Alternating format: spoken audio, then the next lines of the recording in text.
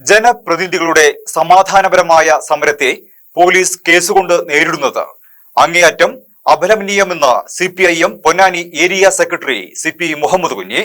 പൊന്നാനി ഹാർബറിൽ പുനർഗേഹം പദ്ധതി വഴി നിർമ്മിച്ച മത്സ്യത്തൊഴിലാളി ഫ്ളാറ്റിലെ സീവേജ് ട്രീറ്റ്മെന്റ് പ്ലാന്റിന്റെ നടത്തിപ്പുമായി ബന്ധപ്പെട്ട് ഫിഷറീസ് വകുപ്പ് പുലർത്തുന്ന ഗുരുതരമായ ഉദാസീനതയ്ക്കെതിരെയും ഇതിൽ പ്രതിഷേധിച്ച് സമാധാനപരമായി സമരം ചെയ്ത LDF കൗൺസിലർമാർക്കെതിരെ പോലീസ് കേസെടുത്ത നടപടിയിലും CPM പൊന്നാനി ഏരിയ കമ്മിറ്റി പ്രതിഷേധിച്ചു. പുനർഗേഹം ഫ്ളാറ്റിലെ താമസക്കാരുടെ ശുചിത്വവും അടിസ്ഥാന സൗകര്യ വികസനവും കൂടുതൽ കാര്യക്ഷമമായി ഉറപ്പുവരുത്താൻ നഗരസഭയ്ക്ക് കഴിയുമെന്നതിനാൽ സീവേജ് ട്രീറ്റ്മെന്റ് പ്ലാന്റിന്റെ ചുമതല നഗരസഭയ്ക്ക് കൈമാറണമെന്നത് തുടക്കം മുതലുള്ള ആവശ്യമാണ്. ഈ പ്ലാന്റ് ഏറ്റെടുക്കാൻ തയ്യാറാണെന്നും ഇതിനായി പ്ലാന്റ് ഫിഷറീസിൽ നിന്ന് വിട്ടു നൽകണമെന്നും ആവശ്യപ്പെട്ട് നഗരസഭ സർക്കാരിന് കത്ത് നൽകിയിട്ടുണ്ട്. എന്നാൽ ഫിഷറീസ് വകുപ്പിന്റെ ഭാഗത്തുനിന്നുണ്ടായ അനാവശ്യമായ മെല്ലെപ്പോക്ക് കാരണം പ്ലാന്റിന്റെ പ്രവർത്തനം നിലവിൽ കൃത്യമായി നടക്കുന്നില്ല. ഇത് ഫ്ളാറ്റിലെ താമസക്കാരായ മത്സ്യത്തൊഴിലാളികളുടെ ജീവിതം ദുസ്സഹമാക്കുകയാണ്.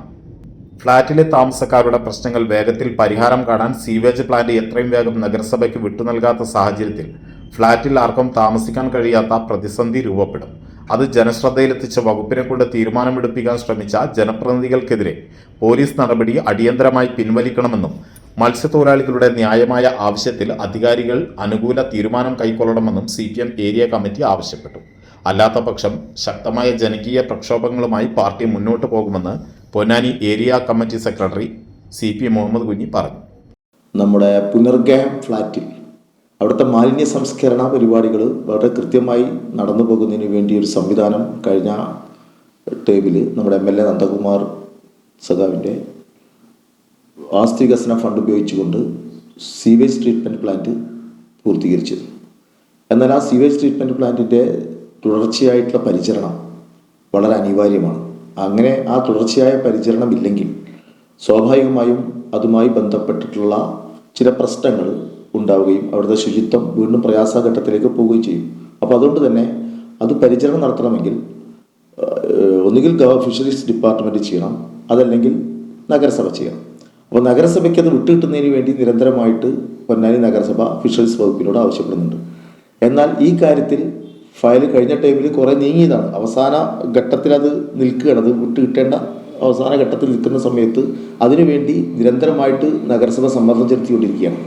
എന്നാൽ അതുമായി ബന്ധപ്പെട്ട് പൊന്നാനിയിലെ ഫിഷറീസ് ഡിപ്പാർട്ട്മെൻറ്റ് വേണ്ട രീതിയിൽ അത് ഗൗരവത്തോടു കൂടി എടുക്കുന്നില്ല എന്നുള്ള പരാതി നേരിട്ട് DDയുമായി സംസാരിക്കാൻ പോയിട്ടുള്ള സ്റ്റാൻഡിംഗ് കമ്മിറ്റി ചെയർമാൻമാരെയും ചെയർപേഴ്സൺമാരും അതോടൊപ്പം തന്നെ കൗൺസിലർമാരും തീരദേശത്തുള്ളവരാണ്. അവർ ഈ കാര്യം പറയാൻ പോയത് കേസെടുക്കുന്നൊരു കേട്ടുകേൾവില്ലാത്തൊരു സംഭവമാണ് നമ്മൾ കണ്ടിട്ടുള്ളത്. ജനപ്രതിനിധികളുടെ ജനകീയമായ പ്രശ്നങ്ങൾ, പ്രത്യേകിച്ച് മത്സ്യത്തൊഴിലാളികളുടെ ജീവൽ സംബന്ധമായ പ്രശ്നങ്ങൾക്ക് വേണ്ടിയിട്ട് ഉത്തരവാദപ്പെട്ട ഉദ്യോഗസ്ഥന്മാരെ സമീപിക്കുന്ന സമയത്ത് ആ ഉത്തരവാദപ്പെട്ട ഉദ്യോഗസ്ഥന്മാർ മറ്റേതോ സമൃദ്ധ ശക്തിയുടെ ഭാഗമായിട്ട് ജനപ്രതിനിധികൾക്കെതിരായിട്ടുള്ള കേസെടുക്കുക എന്നുള്ളത് കേട്ടുകേൾവില്ലാത്തതാണ്. ഇതിനെതിരായിട്ട് വളരെ ശക്തമായി CPIMന്റെ പൊന്നാനി ഏരിയ കമ്മിറ്റി പ്രതിഷേധിക്കുകയാണ്. ആഘോഷങ്ങൾ വരവായി. നിങ്ങളുടെ ഓരോ ആഘോഷങ്ങളെയും ആഹ്ലാദകരമാക്കാൻ തിരൂരിന്റെ സ്റ്റൈൽ ഹബ്ബായ സൻഹ ഫാഷനും ഒരുങ്ങിക്കഴിഞ്ഞു.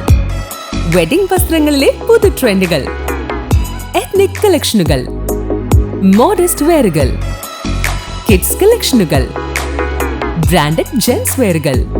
സ്വാഗതം സൻഹയുടെ ഈ ഫാഷൻ വിസ്മയങ്ങളിലേക്ക്. ഈ ആഘോഷകാലം സൻഹയ്ക്കൊപ്പം ആവട്ടെ. സൻഹ ഫാഷൻ തിരൂർ.